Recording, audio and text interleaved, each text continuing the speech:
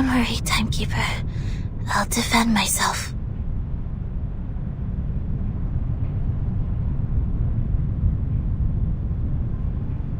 Back in the Foundation, I once won a public debate of a similar nature. This is my duty. I won't let it get in the way of the team's investigation. Sonetto.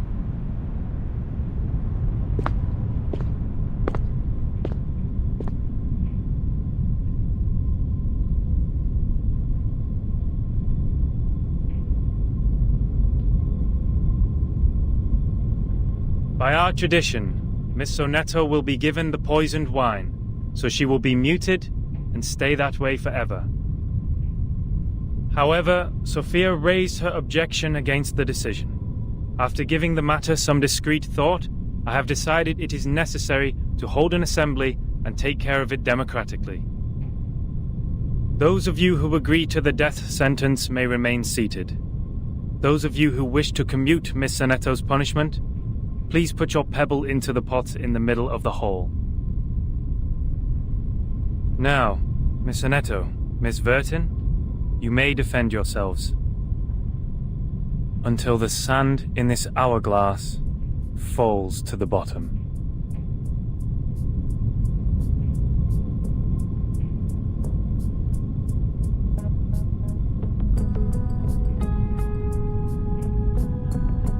I am Sonetto from St. Pavla Foundation. I wish all the honorable audiences here would lend me their ears to hear my defense as a humanitarian gesture. What number are you?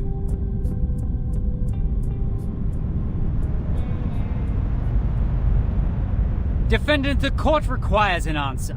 What is your number? What? Me?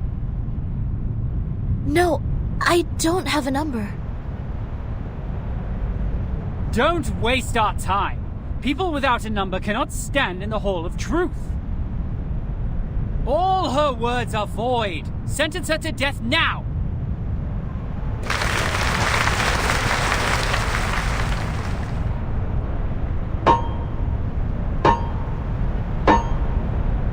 '42's argument is valid. Defenders, what do you wish to contend? What? It's valid?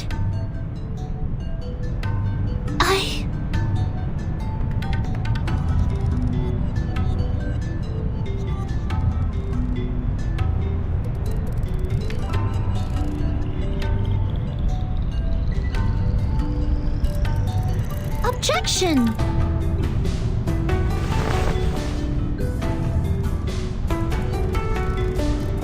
According to the record, the last time we inflicted severe punishment was in 1980 to a visitor who ate beans.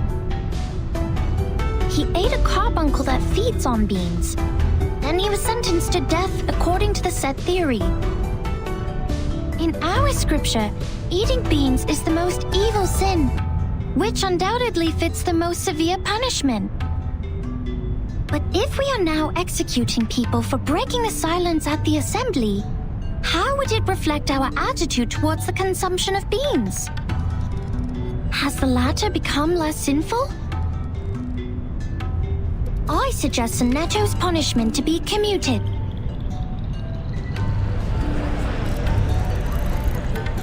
A good argument. 37's argument is deemed valid. The debate will continue.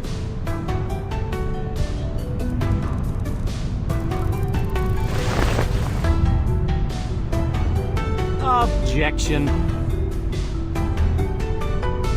The punishment for eating beans is to throw the offenders into the Gorgon current, while the punishment for the silence breaker is to drink poisoned wine. Among all the punishments we have, there's no other punishment more dreadful than being thrown into the Gorgon current. Because eternity and infinity are the two things we have the least knowledge of, which makes them the most ghastly punishments among all. Giving her the poisoned wine doesn't make the consumption of beans less sinful. Her argument is invalid.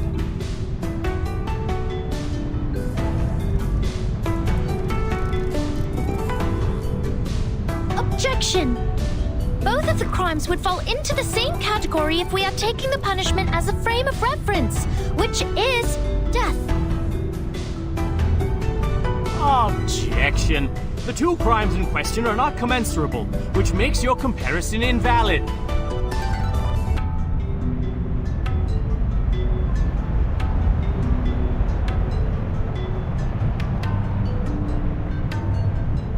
What's this? I'm completely lost in this irrational debate. I see. So that's how it works. Timekeeper? Relax. I will help you.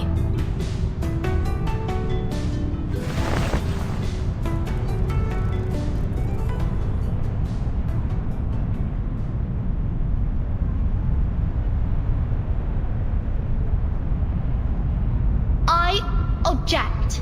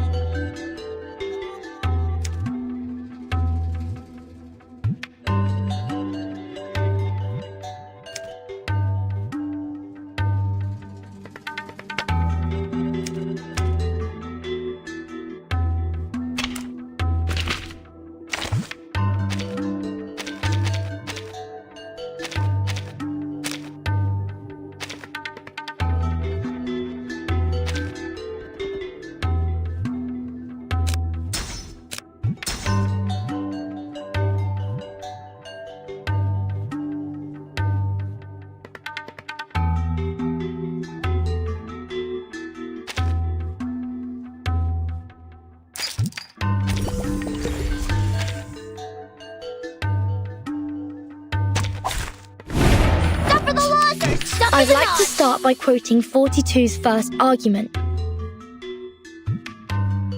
People without a number cannot stand in the Hall of Truth. In that case, it's not possible for Sonetto to commit a crime in the Hall of Truth, because she can't even be in the hall. What? Good point, Vertin. This is our chance to out-argue them.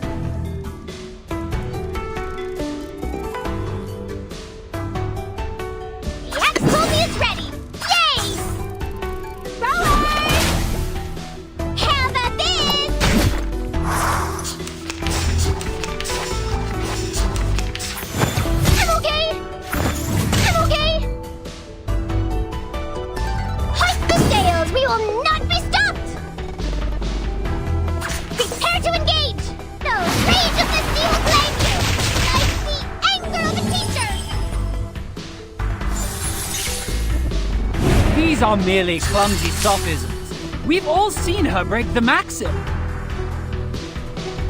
Objection! What you see cannot be submitted to the court as a transcendental fact. It's nothing but the fragments of the phenomenal world which can't be used in your argument. Objection sustained. Please, ladies and gentlemen, keep the debate logically consistent. Since Sonetto has no number, and a person without a number does not exist before the truth, Sonetto thus didn't offend your truth. She didn't break any rules.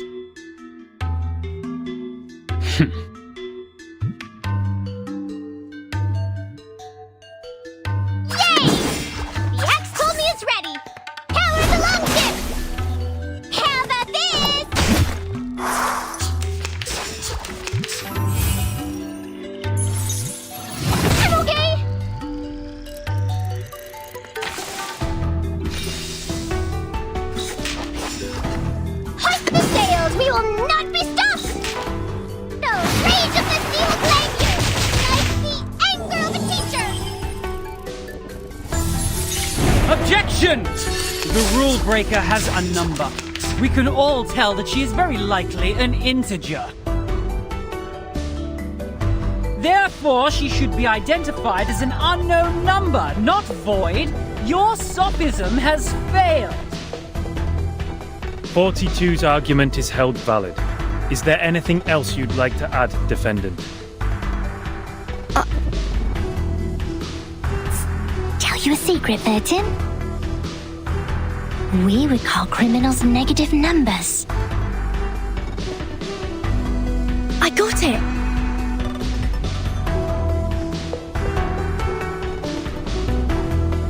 Prepare to engage!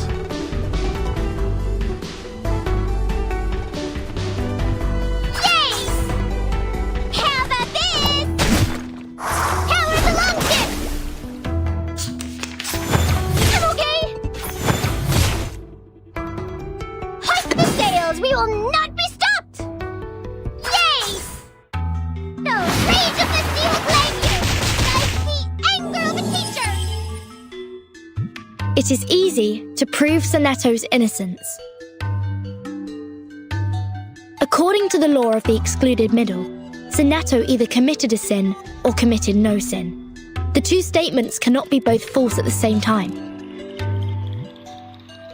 Since we consider a criminal as a negative number and a non-criminal as a positive number, Sonetto at present is considered an unknown number. That means she doesn't belong to the criminal set or the non-criminal set. She did not commit a sin and did not commit no sin. It's a paradox. I hereby demand to modify the criminal sentence that has been given to Sonetto. 3 hours, 15 minutes left. No, nothing. Let's move on to the next.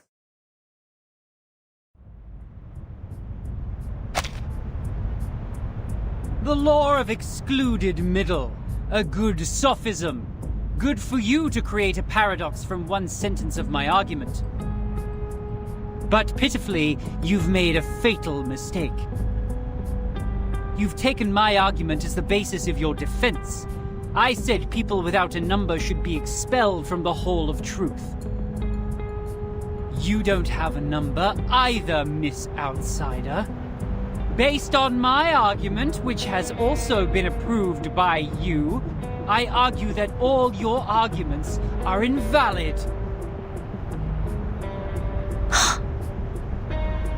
There's no time left. 13 has a number. I saw it. What? 37, do you know what you're saying? Yeah. I read her number. Just now. 13's number is 0.